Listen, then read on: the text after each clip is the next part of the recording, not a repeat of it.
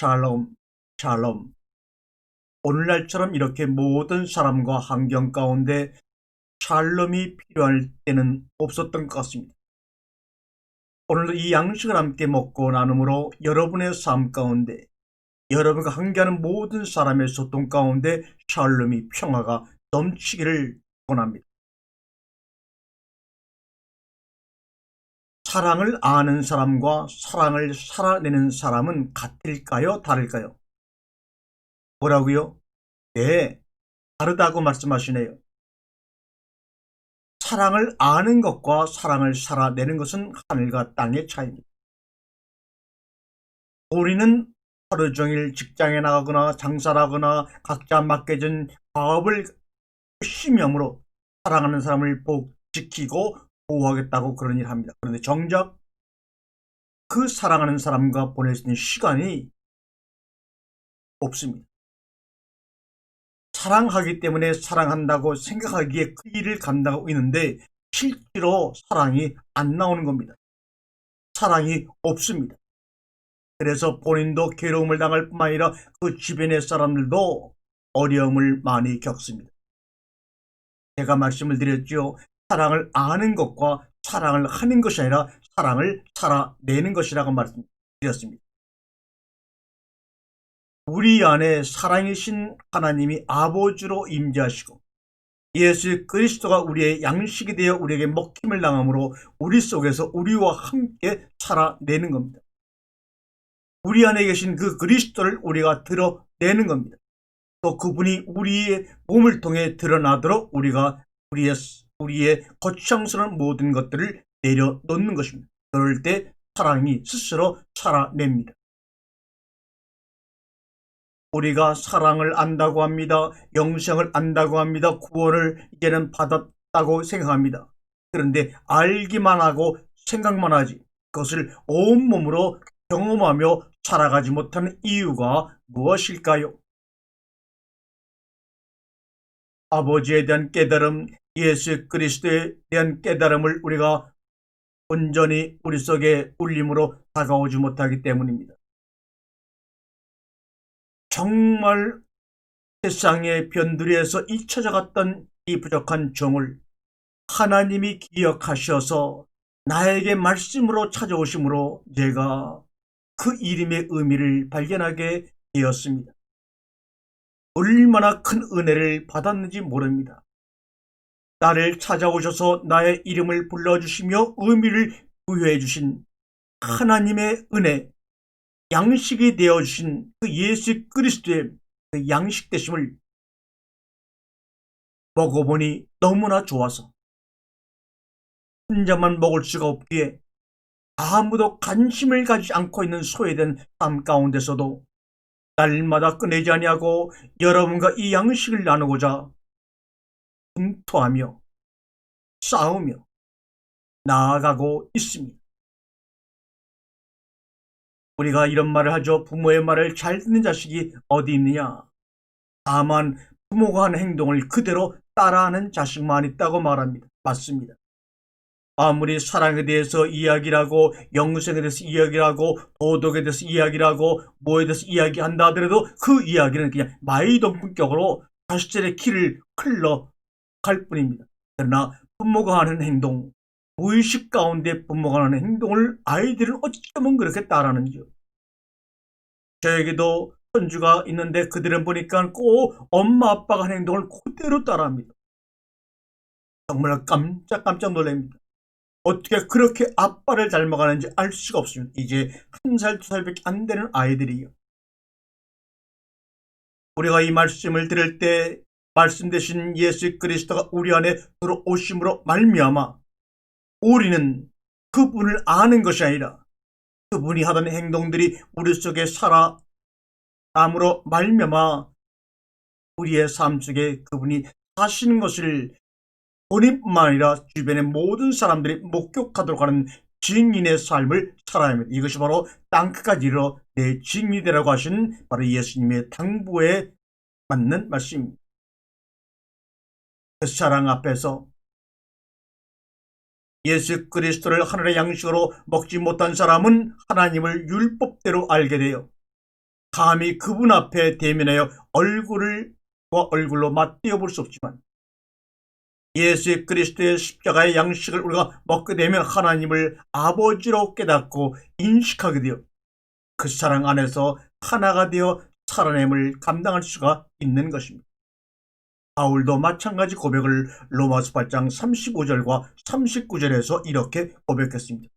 우리의 처지는 우리는 종일토록 당신을 위하여 죽어갑니다. 도살당할 양처럼 천대받습니다. 라는 성서의 말씀대로입니다. 그러나 우리는 우리를 사랑하시는 그분의 도움으로 이 모든 시련을 이겨내고도 남습니다. 나는 확신합니다. 지금도 생명의 천사들도 권세의 천사들도 현재의 것도 미래의 것도 능력의 천사들도 높음도 깊음도 그 밖에 어떤 피조물도 우리 주 그리스도 예수를 통하여 나타날 하나님의 사랑에서 우리를 떼어 넣을 수 없습니다. 라고 고백합니다. 얼마나 감격스러운 고백입니까? 이런 고백이 그의 영혼 속에서 울려 나와 흘러 넘치기 때문에 그는 그의 모든 일을 감수하고 감당할 수가 있었던 것이죠. 이러한 고백들이 바로 여러분과 저의 공통된 고백으로 고백되어지기를 간절히 소망합니다. 성경은 하나님의 말씀을 여러 이름으로 불려집니다. 선악과라고 불려지기도 하고 율법이라고 이야기되기도 하고 계명이라고 이야기하기도 하고 언약으로 혹은 모세와 예언자로 성경으로 복음으로 여러 가지 이름이 나옵니다. 그러나 그 모든 이름들은 전부 하나님이 우리에게 말씀하시는 것을 가리키는 것이죠. 그런데 우리 주님 예수님은 그 모든 성경이 당신 자신을 가리켜 기록한 것이라고 말씀을 하지 않습니까? 누가복음 24장 44절과 45절 말씀을 보게 되면 그리고 그들에게 내가 전에 너희와 함께 있을 때도 말했거니와 모세 율법과 애언서와 시편에 나를 두고 한 말씀은 반드시 다 이루어져야 한다 하시고 45절에 그 말씀을 깨닫게 하시려고 그들의 마음을 열어주시며 라고 기록합니다. 방금 읽은 44절의 말씀을 원문으로 직역하면 나의 시편, 애언자의 글, 모세의 율법 모든 것은 반드시 완성되어야 한다입니다.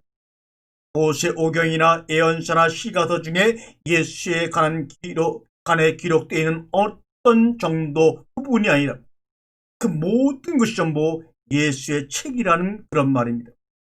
그래서 45절에서 성경이라고 부른 것입니다. 그렇다면 율법은 곧 성경인 것이고 그 성경은 바로 예수님이십니다. 그래서 예수님을 말씀 로고스라고 부르는 것입니다. 그 모든 것이 말씀을 가리키는 것. 그런데 요한이 그 말씀을 이렇게 설명하고 계시지요. 요한복음 1장 1절 여러분 너무나 잘 아는 말씀입니다. 한 처음 천지가 창조되기 전부터 말씀이 계셨습니다. 말씀은 하나님과 함께 계셨고 하나님과 똑같은 분이십니다. 여기서 한 처음 태초이라고 번역이 된 단어가 n이라는 전치사와 무엇 아니라고 하는 영어로 in이라고 하는 전치사와 아르케라는 명사가 합해져서 엔아르케라고 해서 태초 안에 한 처음에 이렇게 번역합니다. 그 단어를 히브리어로 바꾸게 되면 성경의 맨 처음에 나오는 베레시티라는 단어입니다. 베레시티 바라 엘로임 태초에 하나님이 창조했다고 하는 창세기 1장 1절에 가장 먼저 나오는 단어가 베레시티. 이 단어가 바로 태초에 라고 하는 엔아르케라는 단어와 동일한 단어입니다. 그렇다면 태초의 말씀은 바로 요한복음 1장 1절에 태초의 말씀이 계시냐는 이 태초의 말씀은 이것이 베레시티라고 한다면 창세기의 7 약속을 가리키는 것이 됩니다. 첫째 날, 둘째 날부터 시작해서 7째 날에 완성된 그 7을 가리키는 것이죠. 그래서 성경이 7으로 시작해서 7으로 끝나는 것이고 예수님의 공생애도 7으로 시작해서 7 말로 가상친으로 끝나는 것입니다. 요한복음을 보게 되면 주님이 빛으로 오신 날을 첫 번째 날로 표기하고 계속하여 그 이튿날이라는 말로 다음 에피소드가 이어지다가 3일 후 사흘째 되던 날, 즉 7번째 날에 가나안의 혼인잔치가 벌어지는 것을 사도 요한은 자세하게 묘사를 하고 있습니다.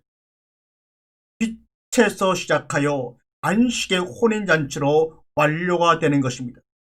첫 번째 빛이 있으라로 시작하여 7째 날 안식의 날 혼인잔치로 들어가는 것으로 성경이 끝나는 것입니다.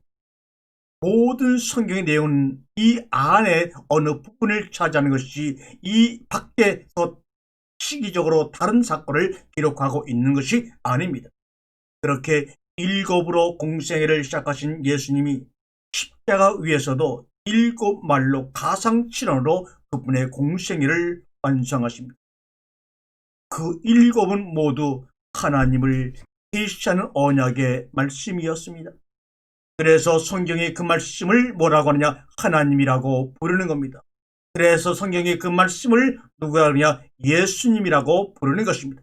예수는 그 하나님을 진리의 말씀으로 담고 이 세상에 오신 분입니다. 그래서 그분은 하나님이십니다. 그러나 그분 안에 담겨있는 진리를 생명으로 취하지 못한 자들에게 있어서는 예수는 그냥 율법에 불과할 뿐입니다. 예수는 율법이요 성경이요 말씀이니까요. 그 7이라는 단어, 짜바라고 하는 히브리 단어는 언약하다, 맹세하다, 실컷 먹이다라는 뜻입니다. 7번 말하다라는 뜻을 가진 단어라고 말했습니다. 그런데 무엇으로 그 언약을 주어 실컷 먹이는 줄 아세요? 7이라는 단어 사바를 타자에 보게 되면 눈에 보이는 아래의 것으로 성전을 분석하여 가르친다는 말입니다. 하나님이 눈에 보이게 하신 이 피조물 아래의 것들을 가지고 하나님의 성전을 분석하여 가르치라 이런 말입니다. 그러니까 하나님은 하늘 아래의 것들에 생명의 말씀인 진리를 담아 우리에게 언약으로 주셨다는 말입니다. 그게 율법이요 성전이요 성경이요 예수라는 말씀입니다. 그래서 요한복음은 그 예수를 말씀이라고 칭한 후에 그 속에 생명이 담겨 있다고 진술하고 있는 것입니다. 그것이 바로 요한복음 1장 2절과 5절까지의 말씀입니다. 말씀은 한 처음 천지가 창조되기 전부터 하나님과 함께 계셨습니다. 모든 것은 말씀을 통하여 생겨났고 이 말씀 없이 생겨난 것은 하나도 없도다. 생겨난 모든 것이 그에게서 생명을 얻었으며 그 생명은 사람들의 빛이었다. 그 빛이 어둠 속에 비추고 있으니 그러나 어둠이 빛을 이겨본 적이 없다고 말씀하고 있습니다. 말씀은 태초에 베레시티 엔 아르케 태초에 하나님과 함께 계셨다고 분명히 선언하고 선포합니다. 그 말씀이신 예수가 베레시티의 태초에 언약된 7을 담고 오신 분이라는 것입니다. 그 말씀이신 예수가 베레시티에서 언약된 첫째 날과 7째 날까지의 언약의 완성을 담고 오신 분이란 말입니다. 그리고 만물은 바로 그 말씀을 담은 모형들로 창조된 것이라고 말합니다. 그게 바로 요한복음 1장 3절의 말씀이지요. 만물은 하나도 빠짐없이 말씀으로 창조된 것이라는 것입니다. 그리고 그 말씀이신 예수와 그 말씀을 내용으로 하고 있는 만물 안에 생명이 있다고 합니다. 당연하지요. 그 말씀, 만물, 예수, 성경은 전부 하나님이신 진리를 내용으로 담고 있기 때문입니다. 그런데 우리가 창세기에 보게 되면 그 하늘 아래 모형들을 어둠, 호세크라고 하고 있습니다. 그리고 그 어둠 속에서 그 어둠이 가리키고 있는 것이 무엇인지를 알면 그 나타난 것을 오루 빛이라고 부릅니다. 이렇게 이해하시면 됩니다. 하나님께서 당신의 7 언약을 설명하시기 위해 7째 날부터 첫째 날부터 여섯째 날까지요 이루어지는 그 일곱 언약을 설명하시기 위해 우리에게 문자로 주신 것이 바로 계명이라고 하는 것입니다. 그리고 그 계명을 모형으로 만들어서 가장 보기 좋은 동산 중앙에 두셨습니다. 그게 뭐였습니까? 바로 성전입니다. 뿌린 것을 선악과라고 부르기도 합니다. 선악을 알게 한 나무와 생명나무가 있었다 이렇게 이야기를 합니다. 그 계명을 모형으로 만들어서 가장 보기 좋은 동산 중앙에 두셨습니다. 그게 뭐였습니까?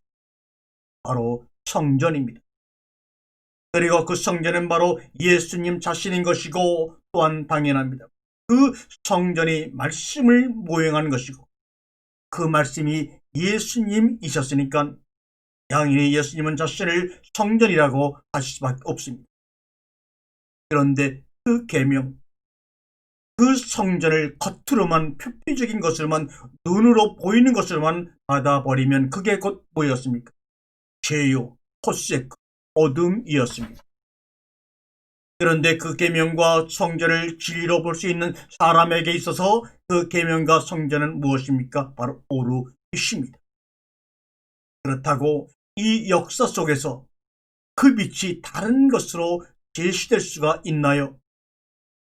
역시 계명과 성전으로 나타날 수밖에 없습니다. 성도는 그 어둠 속에서 그 어둠을 빛으로 볼 뿐입니다. 세상 사람들은 그 어둠 속에서 어둠만 볼 뿐이지만 우리들은 그 어둠을 빛으로 볼 수가 있는 것입니다. 어둠이었던 성전이 빛이 되었다고 해서 이 역사 속에서 그 성전이 다른 모양으로 변하는 것이 아니라 이 말입니다. 이 역사 속에서는 빛도 어둠도 똑같은 모양을 하고 있습니다. 시공간의 사람의 눈은 절대로 분별할 수가 없습니다. 그런데 그것을 보는 이에 마음이 바뀌는 것뿐입니다. 돌 같은 마음에서 신비로 부드러운 마음으로 바뀔 때 어둠의 빛으로 우리에게 보이는 것입니다. 그러나 굳은 마음 그대로 마음속에 돌빛처럼 새겨진 그런 돌판을 가지고 있는 사람은 같은 빛을 어둠으로 느낄 뿐입니다. 그러면 이제 그 사람에게 있어서 어둠과 빛이라는 개념은 사실 아무런 의미가 없게 되지요. 이것을 바다를 분리한다고 했습니다. 그리고 그렇게 바다리 되어 빛으로 보여지는 그것을 하나님이 선하다 호부라고 부르십니다. 보시기에 좋았더라 이 말입니다. 그러니까 어떤 이에게 있어서 그 일곱이라는 말씀은 멸망의 도구가 되는 것이고 어떤 이에게 있어서는 그 일곱은 구원의 방주, 구원의 피난처가 되는 것입니다. 똑같은 말씀인데 어떤 이에게는 어둠이요 어떤 이에게는 빛이 된다는 말입니다. 똑같은 물인데도 어떤 사람에게는 배를 움직이는 물이 되고 어떤 사람에게는 배를 침몰시켜 삼켜버리는 물이 된다는 말입니다. 노아의 8 식구에게는 그 홍수가 구원이지만 그 외 모든 사람에게는 멸망과 어둠의 도구가 되는 것입니다. 이사야 8장 14절과 15절에 보면 이런 말씀이 기록되어 있지요. 그는 이스라엘의 두 집안에게 성소가 되시지만 성전이 되시지만 걸리는 돌과 부딪히는 바위도 되시고 예루살렘 주민에게는 덕과 올가미도 되신다. 15절에 많은 사람이 걸려 넘어지고 터지고 올가미에 걸려 잡히리라 그렇지요. 그래서 약속의 땅이라는 가나안의 일곱 이방의 일곱 족속 가나안의 일곱 족속이 떡하니 버티고 있었던 것입니다. 약속의 땅이라는 곳에 엉뚱한 일곱으로 완성된 자들이 이스라엘 백성들을 기다리고 있었다는 말입니다. 그들을 다 내어 쫓으라 한 사람 남김없이 죽이라고 말씀한 것은 바로 그런 배우가 있는 것입니다. 사람의 목숨을 하찮게 여겨서 그들을 죽이라는 그런 말씀이 아닙니다. 눈에 보이는 검은색의 글자만 분석하여 이해하시면 안 됩니다. 그러한 하나님의 언약 일곱은 열이라는 계명으로 십계명이라는 계명으로 우리에게 주어집니다. 그러니까 레위기의 그 많은 수많은 율법은 전부 열을 설명하는 것입니다. 그 열은 곧 일곱을 가르치는 내용인 것입니다. 그런데 그 열은 또 다섯으로 나누어서 주어진다고 했지요. 두 개 증거판으로 갈라서 우리에게 주었습니다. 그렇게 함으로써 인간들이 도저히 도달하지 못할 어떤 영역을 제시하시고 그들의 한계를 명확하게 구분해 주시기 위해서 주신 것입니다. 그래서 구약에서는 하나님의 사랑에 관한 부분들이 분리가 되고 신약에서는 이웃사랑에 관한 부분이 우리에게 말씀으로 떨어져 오는 것입니다. 구약에서 하나님 사랑 5만이 주어지는 이유는 인간 쪽에서 도저히 절대 할 수 없는 것임을 깨달아 알라고, 한마디로 실패하라고 주신 것입니다. 따라서 율법을 잘 지켜서 하나님을 사랑하겠다고 나서는 모든 인간들의 시도는 신할 벌판에서 바벨탑 쌓기에 불과한 것입니다. 그게 바로 선악과 아닙니까? 인본주의가 생각하는 하나님 사랑, 내가 열심히 노력하여 하나님처럼 되어서 하나님을 기쁘게 하는 것이 하나님 사랑이라는 그 기특한 생각, 그러나 그건 절대로 성공할 수 없는 것이라는 것을 주님이 증명하기 위해서 하나님의 계명을 둘로 나누어 구약에서는 위에 5가지 계명으로 우리에게 다가오신 겁니다. 그래서 말씀이신 주님께서 직접 오셔서 다시 동산 중앙에 서 있는 선악과, 즉 이스라엘의 성전의 말씀으로 서시는 것입니다. 그리고는 인간들 측에서 하나님 사랑의 시도를 일축해버리고 아래 5을 이웃사랑 내리사랑을 넷으로 주십니다. 그것이 산상수훈의 이야기지요. 5을 굳이 넷으로 주신 이유는 창세기 4번째 날부터 7째 날까지의 그 넷을 염두에 두시고 무엇이 진정한 안식인가를 설명해 주시기 위함이라고 말씀드립니다. 주님은 십계명의 열의 아래 5을 살인과 간음의 이야기로 축약시켜버립니다. 산상수훈 내용에서요, 그 살인은 희생제사를 의미하는 것이고 간음은 말씀을 율법으로 갖고 있는 것이라고 말씀하고 있습니다. 그것을 하지 말라 이 말입니다. 희생제사를 드리지 말고 말씀을 율법으로 갖고 있지 말라 하는 것입니다. 그러니까 희생제사와 율법 지킴을 하나님 섬김의 모든 것으로 가지고 있던 이스라엘의 열심과 노력이 전부 부정당하는 것입니다. 그것이 계명이 말하려고 했던 것이라는 것을 여러분 깨달아야 됩니다. 계명을 지키라고 준 것이 아니라 바로 이것을 말하려고 계명으로 우리에게 주신 것이 바로 십계명입니다. 하나님의 율법은 희생제사와 율법 지킴을 마치 의무처럼 주는 것이 아니었던가요? 아닙니다. 그런데 주님은 율법의 진리는 그런 걸 하지 말라는 것이었다고 뒤집어서 말씀하시는 겁니다. 그러니 바리새인과 그 당시 유대인들이 얼마나 깜짝 놀라며 예수를 신을 모독하는 자로 몰아갈 수밖에 없던 것은 당연합니다.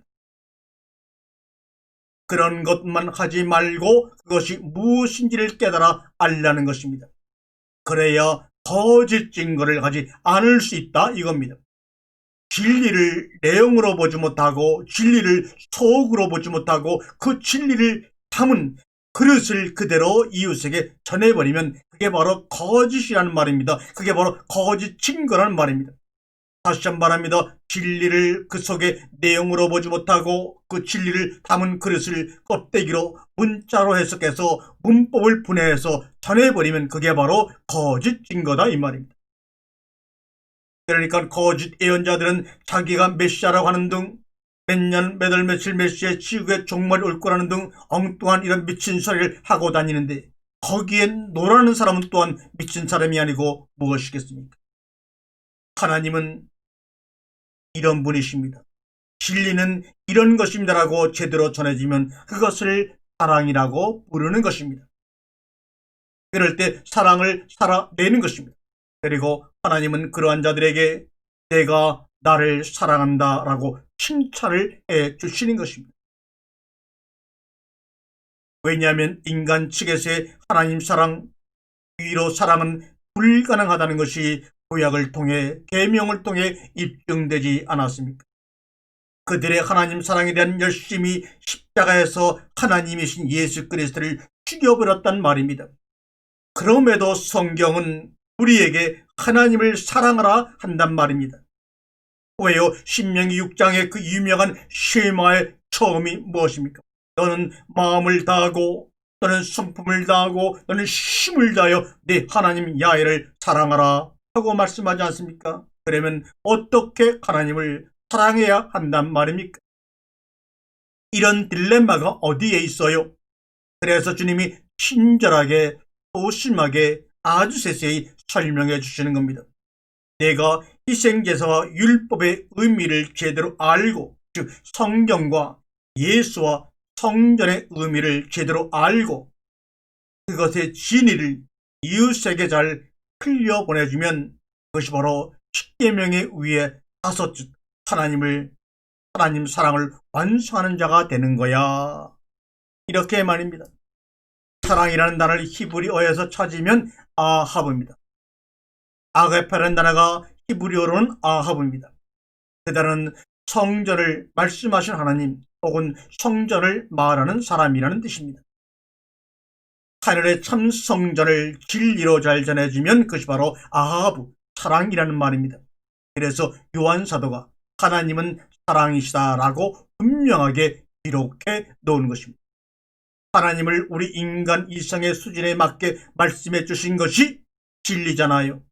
그 진리를 올바로 전한다고 하는 것은 하나님을 올바로 전한다는 말이겠지요.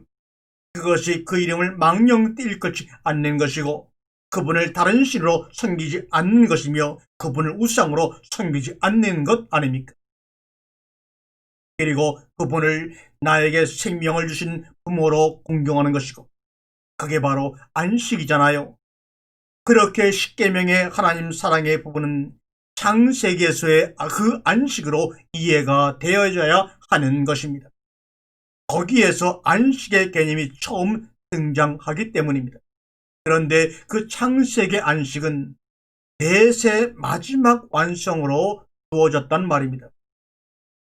그래서 주님이 신약의 그 산에서 다시 그 넷으로 그 안식을, 그 완성을 설명해 주고 있는 것이 바로 산상수훈의 마태복음 내용입니다.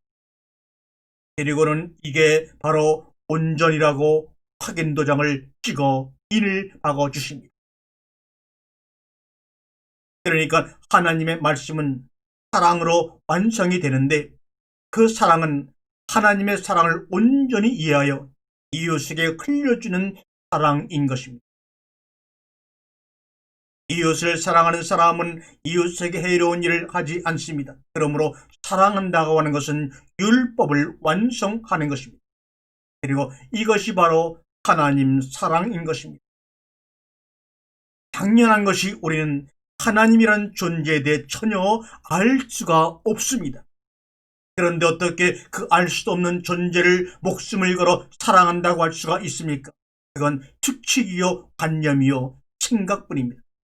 우리가 알 수 있는 하나님은 하나님께서 스스로 우리의 수준으로 계시를 해주신 그만큼의 하나님이라는 것입니다. 따라서 우리가 이 역사와 인생과 육신 속에서 하나님을 사랑할 수 있는 방법은 하나님께서 계시해 주신 그만큼의 분량을 다른 이웃들에게 소개해 주는 일밖에 없는 것입니다. 오늘 제가 여러분에게 나눠드린 이 말씀도 바로 하나님의 사랑을 전하는 것입니다. 그래서 하나님 사랑, 이웃 사랑으로 시작된 율법이 나중에는 이웃 사랑이라는 것 하나로 우리에게 주어지는 것입니다. 우리가 이 역사 속에서 할 수 있는 것은 그것밖에 없거든요. 그리고 그것이 되면 그게 바로 하나님 사랑의 계명, 5계명의 성취가 되는 것입니다. 갈라디아서 5장 13절과 14절 말씀을 보면 형제 여러분, 하나님께서는 자유를 주시려고 여러분을 부르셨습니다. 그러나 그 자유를 여러분의 욕정을 만족시키는 기회로 삼지는 마십시오. 오히려 여러분은 사랑으로 서로 종이 되십시오. 모든 율법은 내 이웃을 내 몸같이 사랑하라 하신 한마디 말씀으로 요약이 됩니다. 이렇게 온 율법은 이웃사랑 하나로 축약이 됩니다. 그러면서 사도는 진리의 사람들에게 당부의 말씀을 천언합니다. 하나님의 말씀을 진리로 받으면 자유가 뭔지 안다는 것입니다. 설명을 하지 않아도 몸으로 안다는 것입니다. 그러나 그 진리로 방중의 기회를 삼지는 말라고 당부합니다. 그 진리를 이웃에게 흘려주기 위해서는 자유를 방종의 기회로 삼으면 절대로 안 되는 거잖아요. 그래서 사도들이 그들의 서신서에서 제발 성도답게 인격적으로 품격을 가지고 살자는 식의 공고를 그렇게도 많이 하셨던 것입니다. 그건 다시 율법으로 돌아가자는 말이 아닙니다. 진리를 깨달은 성도는 그렇게 사는 것이 즐겁고 기쁘기 때문에 성경이 그렇게 공고하고 있는 것입니다. 헌신이나 거룩의 삶의 추구 등이 구원의 가정이나 전자나 수단이 될 때는 그런 것들은 성도들에게 무거운 짐이 됩니다. 그러나 그러한 삶이나 종교 행위들이 진리를 깨달은 사람들에게서 나올 때에는 무거운 짐이 아니라 행복의 재료가 된다는 것을 아십니까? 하나님께서 우리에게 그러한 선행이나 착한 삶 등을 허락하신 것은 우리에게 행복을 주시기 위해서입니다. 한번 꼭 해보세요. 불쌍한 이들을 돕는다거나 힘에 부치는 구제와 선행을 할 때 그냥 힘들기만 하던가요? 아닙니다. 얼마나 마음이 깊고 가벼운지 모릅니다. 인간은 그러한 행위들을 통하여 위로와 기쁨과 힘을 얻게 되어 있습니다. 그래서 하나님은 그러한 것들을 선물로 우리에게 주신 것입니다. 너무 힘들지 말라고, 너무 외롭지 말라고, 너무 심심해하지 말라고요. 어떤 사람들은 진리가 주는 자유를 자신이 중독되어 있는 것을 합리화시키는데 사용하기도 합니다. 그게 정말 사랑을 자는 자의 올바른 태도입니까? No, 절대로 아닙니다. 그 사랑에 감격하여 그 사랑을 전하는 자의 삶의 자세가 어찌 그렇게 가벼울 수가 있어요? 끊으려고 노력하세요. 중독이 주는 모든 쾌락은 잠시지만 담배 중독, 술 중독, 마약 중독, 다양한 쾌락이 주는 중독은 잠시지만 그것이 주는 절망과 성심은 훨씬 무서운 것임을 본인들고 알고 있잖아요. 끊고서 자기 의지를 자랑하라고 간증하라고 하는 것이 아닙니다. 그게 선물이라니까요. 제가 말하고 싶은 것은 하물며 어떻게 그러한 선물을 자기의 공로로 따들고 하나님 앞에 가서 저 이 정도로 열심히 했습니다 하고 상급의 근거로 제시를 할 수 있겠느냐 하는 말씀을 드리고 있는 것입니다. 그 모든 것들이 진리의 말씀으로 주어진 사랑에 근거한 것이라면 다 모두 괜찮습니다. 그때 성전 안에 들어가서 희생제사를 드려도 괜찮고 11조를 드려도 괜찮고 밥을 먹을 때마다 정결 일식을 행해도 괜찮아요. 그는 그러한 율법적 행위 속에서 진리를 읽어낼 수 있는 사람이기 때문입니다. 그래서 바울도 율법이 있는 자들에게는 율법이 있는 자처럼 율법이 없는 자들에게는 율법이 없는 자처럼 행동을 해주며 진리를 전했던 것입니다. 그렇게 그 모든 것들은 진리의 말씀에 근거한 진짜 사랑으로 수렴이 되는 것들이어야 하는 것입니다. 그 사랑에 근거한 구제와 헌신과 헌금과 봉사와 전도와 선교, 여러분 열심히들 하세요. 최선을 다해서 더욱더 열심히 하세요. 그러면 그 온 율법이 그 안에서 다 이루어지는 것이고 그 사람을 말씀이라고 하는 것입니다. 그가 이 세상에서 말씀으로 오신 또 다른 예수 그리스도의 역할을 당신과 내가 하고 있는 것입니다. 말씀을 정리하면 이렇습니다. 하나님은 우리에게 언약을 주십니다. 나는 반드시 너희들을 내 백성으로 내 자녀로 완성하겠다는 언약입니다.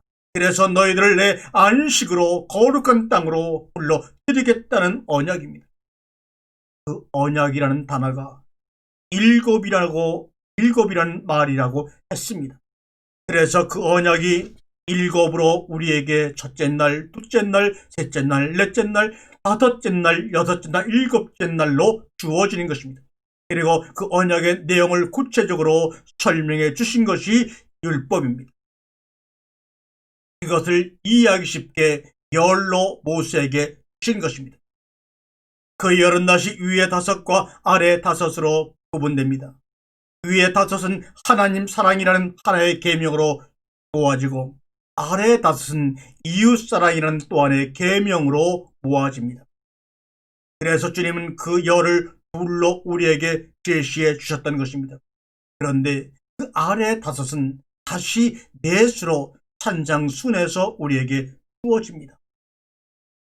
그 넷은 살인하지 말라, 간음하지 말라, 혼맹죄하지 말라, 악한 자를 대적하지 말라고 마태복음 5장 21절 이하에서 넷으로 주고 계십니다.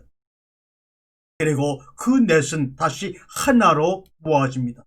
그 하나가 바로 사랑입니다. 우리는 그 사랑 앞에서 살아갑니다.